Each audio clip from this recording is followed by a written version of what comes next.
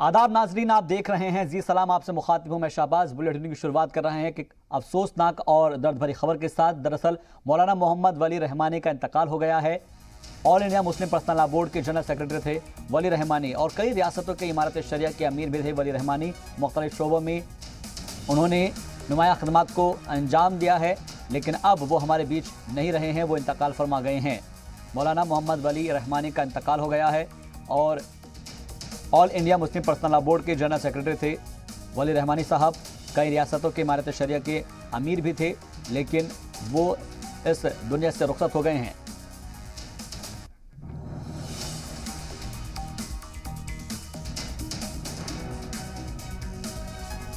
और यहाँ पर हमारे साथ एक अजीम शख्स जुड़ रही हैं, मौलाना एजाज अरशद साहब है, मेंबर है all India Muslim personal law board के। एजाज साहब, बहुत ही अफसोस की बात है कि इस वक्त हमारे बीच जो खबर मिल रही है कि मौलाना वली रहमानी साहब हमारे दरमियान अब नहीं रहे हैं, वो इंतकाल फरमा गए हैं। यकीनन ये ऐसी दर्दनाक खबर है जो हम जैसों के लिए खास नाकाबिले बयान है। हमारी जबान साथ नहीं दे रही है, जहन साथ नहीं, और हमारे लिए तो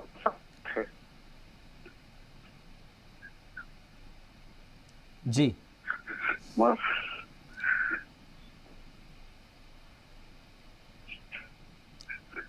बेशक ये वो लम्हा है एजाज साहब कि जो हम सबको बहुत ज़्यादा अफसोस में और गम में डुबा रहा है कि अब हमें ये कहते हुए भी बहुत ज़्यादा दुख हो रहा है, दर्द हो रहा है। और उस दर्द को हम समझ सकते हैं आपके भी कि जो शख्स इतने बरसों तक आपके साथ रहे हैं और हमारी सबकी रहनुमाई करते रहे हैं, वो अब इस दुनिया से रुखसत हो गए हैं।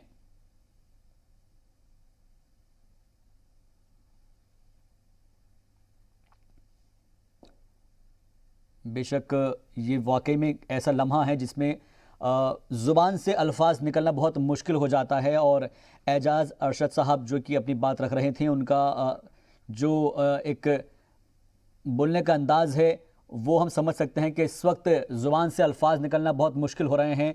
एक ऐसी दुख की घड़ी है जिसके अंदर जो सवाल हम कर रहे हैं शायद वो उनकी ज़ुबान से ना निकल पाएँ। एजाज साहब, सब्र से काम लेना होगा हम सभी को, और क्योंकि ये वो वक्त हैं, वो लम्हा है, जो काम को उन्होंने अंजाम दिया है उनको भी आगे हमें ही लोगों को बढ़ाना है, आप जैसे लोगों को, मेम्बरान को आगे बढ़ाना है।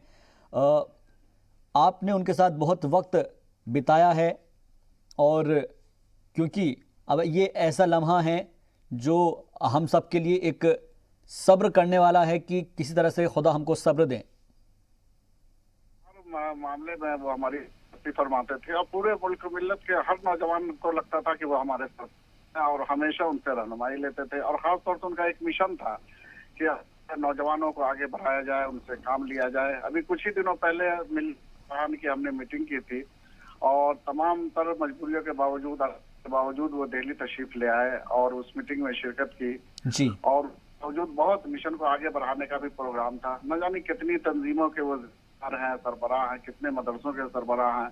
पूरा मुल्क ऐसा लग रहा है कि में डूब गया हो। ऐसी बेबाक और अजीम शख्सियत जो बगैर किसी झिझक के अपनी बात करती थी और मुसलमान रहनुमाई करती थी। ऐसा लगता है कि इसके बाद अब क्या होगा। पूरी शरिया इतना बड़ा इदारा है, उसके अमीर की बात सामने आएगी।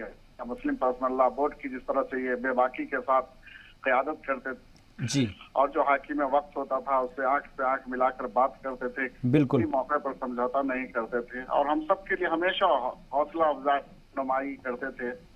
और क्या कहा जाए उनके लिए, कुछ समझ में कि अब क्या होगा आगे और कैसे हम लोग आगे बढ़ेंगे या आगे मिल्लत के कैसे काम होगा। मिल्ली कामों के लिए जिस तरह से वो हमेशा दिलचस्पी रखते थे पूरी जिंदगी जी, इसी काम के लिए। और हम लोगों के लिए भी कहते थे कि देखो जिंदगी इतने दिनों की है, रोजगार के मौके तो आते जाते रहते हैं, मिल्लत करो, कुछ काम करो। और हम लोग भी हमेशा शब रोज उसी फिक्र में रहते की सरबराही में रोजाना बातचीत होती थी। और दिल्ली में कोई ऐसा काम होता ही नहीं था जो हजरत हम पर एतमाद करते थे, हजरत के शाना बशाना लगा रहता था, करता था। अब लगता है कि यहाँ के बाद क्या हो। जी, बहुत ही दुख की घड़ी है ये। बिल्कुल ऐसा लम्हा है अरशद साहब। सकती है। बिल्कुल मौलाना साहब, ये बहुत ही अफसोस का और दुख का लम्हा है। और देखिएगा, ये तो कलाम पाक में लिखा गया है साफ साफ से कि कुल्लु नफ्सिन ज़ायक़तुल मौत, हर एक शख्स को इस मौत का मज़ा चखना है।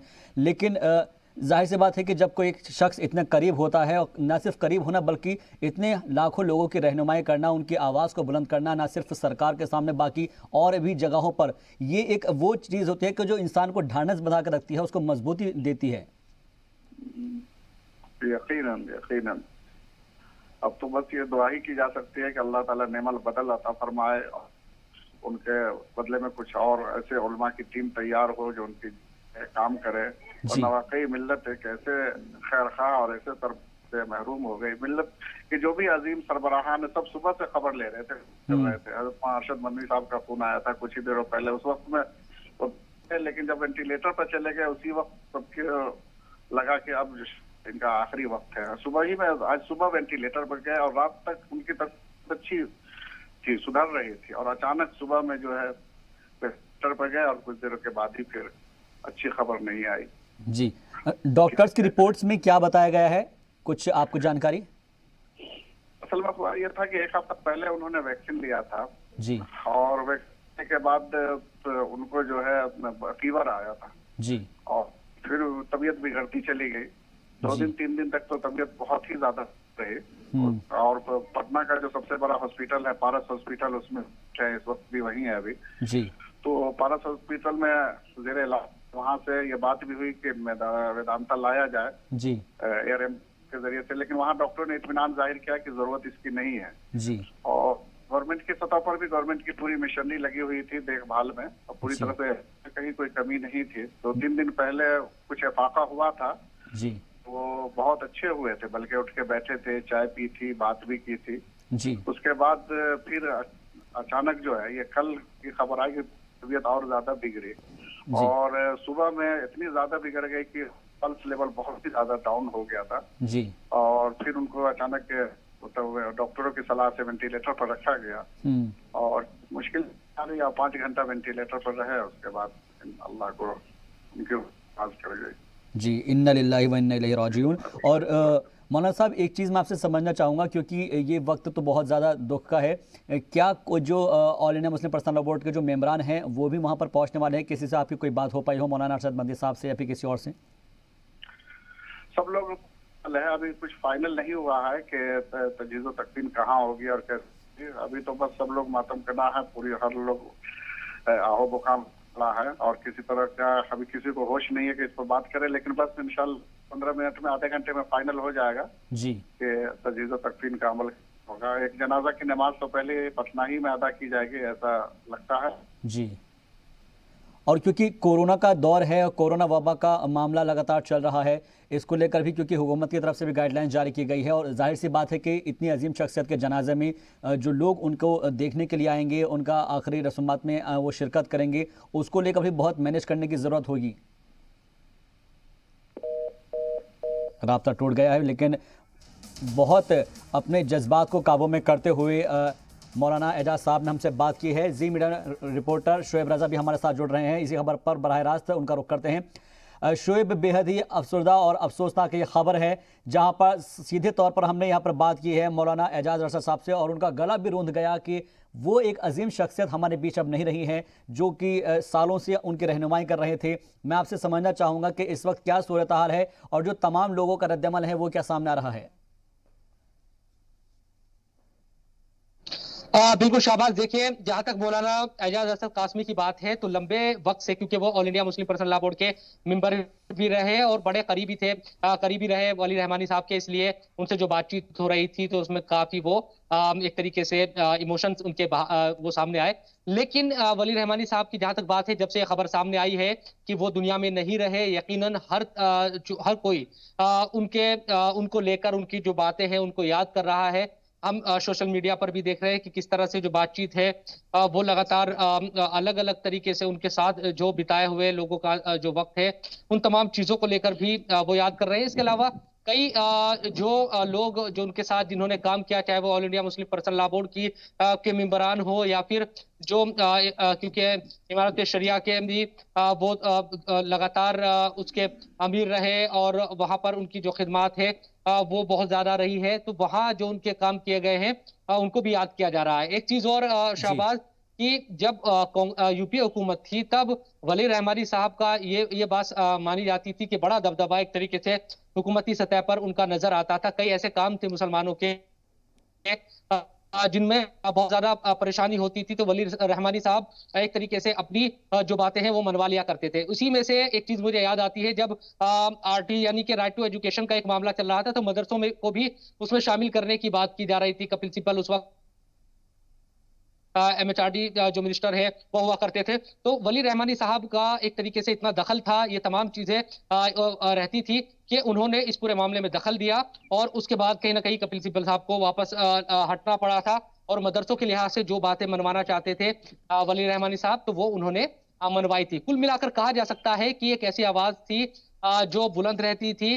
पिछले कुछ साल में हमने all India Muslim personal law board में देखा कि किस तरह से कई challenges all India Muslim personal law board के सामने आए, क्योंकि वो जनरल सेक्रेटरी थे पर्सनल लॉ बोर्ड के। चाहे ट्रिपल तलाक का मामला हो, कई मामलों में जो सत्ताधारी दल है वो घेरने की कोशिश करता था पर्सनल लॉ बोर्ड को। ये तमाम जो चीजें चली, उन तमाम चीजों के बावजूद भी कहीं ना कहीं बिल्कुल एक सीधी तरफ पर्सनल लॉ बोर्ड चलता रहा है, उसको उसका काम किसी तरह से मुतासिर ना हो, ये कोशिश उनकी तरफ से की गई।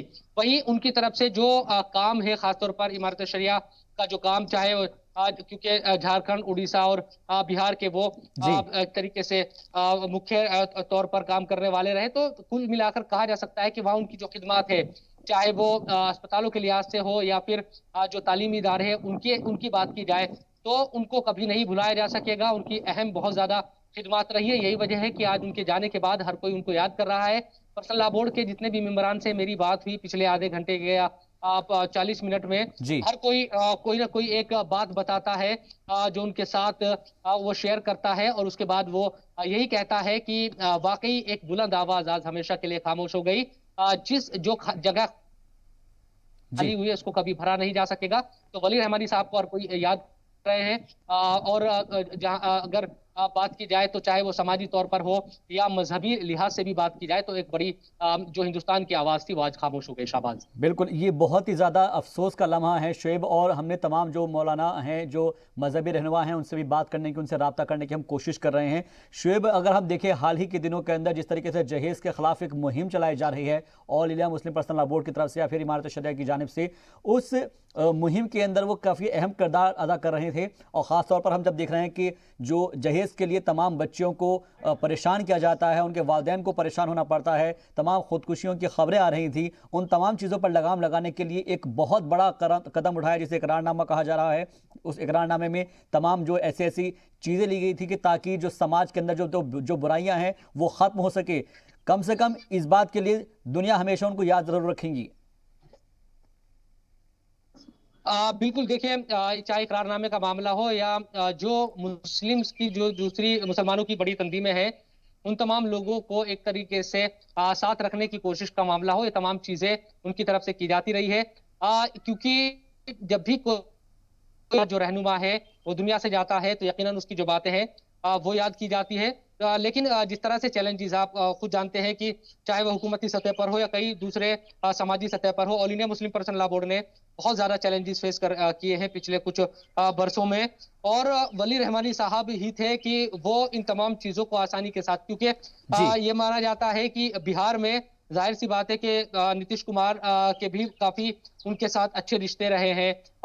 कई बार हमने देखा कि सियासी तौर पर जो उनकी बात थी उनको बड़ी मजबूती के साथ बिल्कुल बड़ी मजबूती के साथ वो अपनी बात रखा करते थे, और यही वो वजह है कि वो हर किसी से अपनी बात को मनवा भी लिया करते थे। शुएब, आप हमारे साथ बने रहिए। अपने नाज़रीन को ये एक बार फिर से इस खबर के बारे में बता देते हैं कि मजहबी रहनुमा हमारे बीच अब नहीं रहे हैं, और ख़ास तौर पर मौलाना वली रहमानी का इंतकाल हो गया है। वो इंतकाल फरमा गए हैं। करीब एक हफ्ते से वो बीमार चल रहे थे, और पिछले हफ्ते भी उनकी तबीयत ख़राब होने के बाद पटना के पारस अस्पताल में उनको भर्ती कराया गया था, जहां पर वो आईसीयू वार्ड में भर्ती थे। और अभी थोड़ी देर पहले ही हमारी जो मौलाना एजाज साहब से बात हुई, उन्होंने भी बताया कि कोशिश ये की जा रही थी कि उनकी जो तबीयत है वो ठीक हो जाए।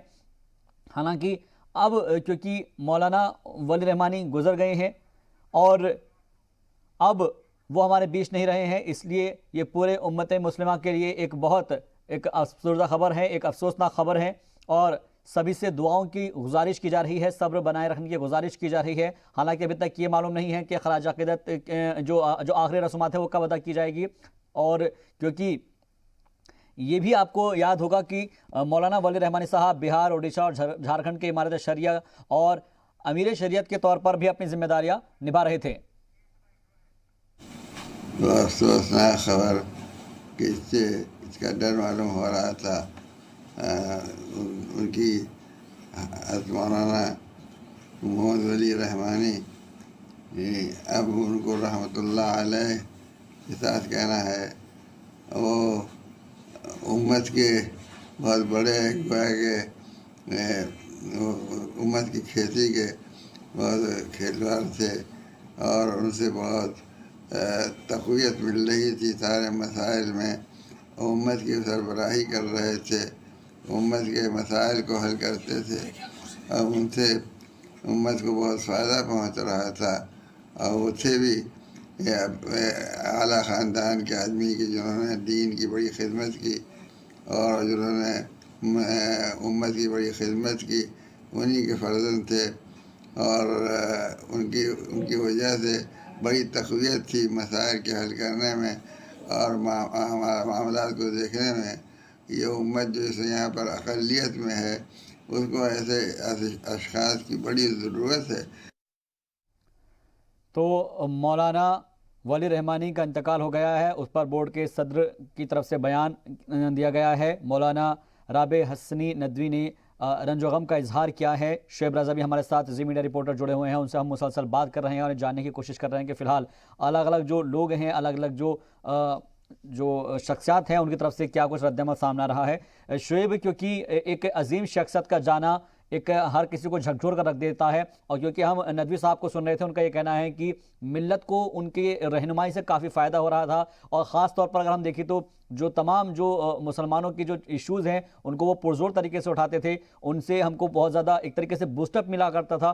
ख़ास तौर पर अब कहा जाए कि जो एक मुआशरा है उसको ठीक करने में, एक समझाने में उनका एक अहम किरदार रहा है।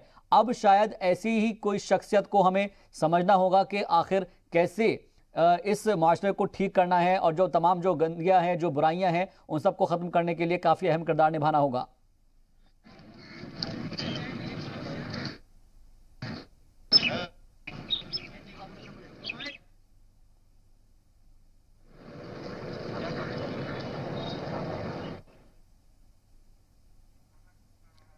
शिव, आप तो आवाज पहुंच पा रही हमारी?